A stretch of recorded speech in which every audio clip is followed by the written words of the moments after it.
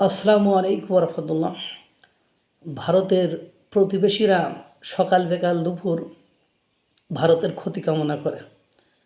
যেমন বর্তমান সময়েও যদি বাংলাদেশ একটা ত্রয়োদশ জাতীয় সংসদ নির্বাচনের পরে ভারতের সাথে একটা লেভেলে এসেছে বা একটা সম্পর্কের উন্নতি হওয়ার পসিবিলিটি গ্রো করেছে, কিন্তু ত্রয়োদশ জাতীয় সংসদ নির্বাচনের আগ পর্যন্ত একটা বিচ্ছিরি অবস্থায় পৌঁছে গিয়েছিল। হুমকি ধামকি একের পর এক, যদিও বাংলাদেশের ভারতের কিছু করার ক্যাপাবিলিটি এটা ছিল না, তারপরেও হুমকি ধামকি, ত্রাস এবং ভারতের শত্রুদেরকে আশ্রয় প্রশ্রয় দেওয়ার মাধ্যমে একটা তটস্থ বা ভীতিকর অবস্থায় দাঁড় করিয়েছিল।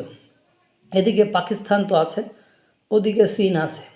তা আপনারা বাবারা সবাই চীন, বাংলাদেশ, পাকিস্তান সবাই মিলে যখন ভারতকে কোণঠাসা করে ফেলেছ, তখন ভারত বলছে, ময়না সোনারা এমনিতে কিছু করতে পারতেছো না, তারপরেও সবসময় উস্কাচ্ছ, তো দাঁড়াও, তোমাদের ব্যবস্থা আমি একটু করে দিচ্ছি।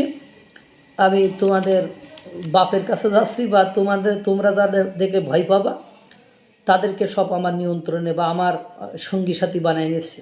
এই জন্য ইসরায়েলের সাথে জোট গঠন করেছে আপনার ভারত, অর্থাৎ ভারতের প্রধানমন্ত্রী নরেন্দ্র মোদী এই মুহূর্তে আপনার ইসরায়েলে আছে। সেখানে তিনি ইসরায়েলের যে সংসদ ভবন, সেখানে কিন্তু তিনি ভাষণও দিয়েছেন।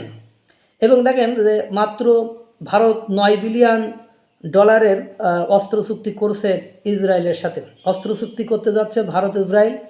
প্রতিরক্ষা ও নিরাপত্তা খাতে দেশ দুটির মধ্যে প্রায় $9 বিলিয়ন চুক্তিতে দূরপাল্লার ক্ষেপণাস্ত্র, ড্রোন, ব্যালিস্টিক ক্ষেপণাস্ত্র প্রতিরোধী ব্যবস্থা, লেজার ভিত্তিক প্রতিরক্ষা প্রযুক্তি ছাড়াও আছে ডিজিটাল অবকাঠামো। ইসরায়েল সফরে দেশটির পার্লামেন্ট নেসেটের ভাষণে মোদি বলেন, ইসরায়েলের মতো ভারতও সন্ত্রাসবাদের বিরুদ্ধে জিরো টলারেন্স নীতি বজায় রাখবে। অপরপক্ষে নেতানিয়াহু বলেন যে ভারত ইসরায়েল জোট দুই দেশের শক্তিকে বহুগুণ বাড়িয়ে দেবে। মোদির প্রশংসা করে বলেন, এটি ব্যক্তিগত বন্ধুত্বের প্রতীক নয়, বরং দুই দেশের জনগণের সম্পর্কের উষ্ণতার প্রকাশ বটে। এবং আপনার একটা জিনিস খেয়াল করেছেন যে সন্ত্রাসবাদের বিরুদ্ধে জিরো টলারেন্স। এবং আরেকটা জিনিস আপনারা খেয়াল করে দেখবেন, ভারতকে যখনই কেউ শাসিয়েছে তখনই দেখবেন ইসরায়েলের ক্ষেপণাস্ত্র যে সেখানে পড়ছে। এটাও মনে আছে আপনাদের, অপারেশন সিঁদুর যখন চালিয়েছিল, সেখানে যে অস্ত্রশস্ত্র ব্যবহার করেছিল, সেখানে কিন্তু ইসরায়েলের প্রোডাক্ট ভারতের কাছে ছিল।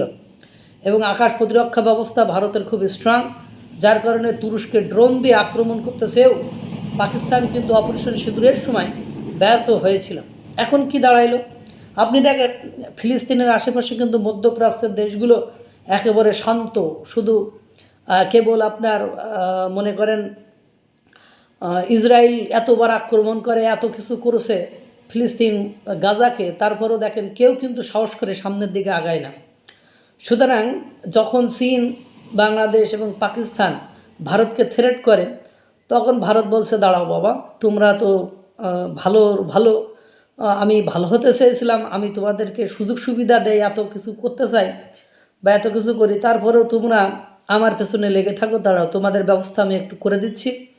তাই হয়তো সব কিছু, নাহলে একসময় গাজাপন্থী ছিল কিন্তু ভারত, নরেন্দ্র মোদী সেই গাজাপন্থী থেকে এখন তিনি ইসরায়েলপন্থী হয়ে গিয়েছেন। এবং আপনারা জানেন যে ইসরায়েল যেখানে হাত ঢোকায় বা যে গ্রুপে থাকে, মার্কিন যুক্তরাষ্ট্র চোখ কান বুঝে ওই গ্রুপের ভেতরেই থাকে। আপনি শত চেষ্টা করে সেখান থেকে সরাতে পারবেন না, কারণ ইসরায়েলের সমস্ত কর্মের ইন্ধনদাতা, যোগানদাতা, শক্তিদাতা কিন্তু মোটামুটি অঙ্কে মার্কিন যুক্তরাষ্ট্র। এটা হয়তো বা যখন ইসরায়েলের সাথে ইরানের একটা সংঘর্ষ বেঁধেছিল, তখন কিন্তু ইরানকে যথোপযুক্তভাবে সাহায্য সহযোগিতা করেছিল মার্কিন যুক্তরাষ্ট্র, বা পর্যাপ্ত পরিমাণ সুযোগ সুবিধা দিয়ে। সুতরাং বুঝতেই পারছেন, এইবার কাঁপন ইতিমধ্যে পাকিস্তান, বাংলাদেশ এবং চীনের অনেকটাই ধরা শুরু করেছে বলে আমার মনে হয়। আল্লাহ তাআলা সকলকে ভালো রাখুক, সুস্থ রাখুক। আসসালামু আলাইকুম ওয়া রাহমাতুল্লাহ।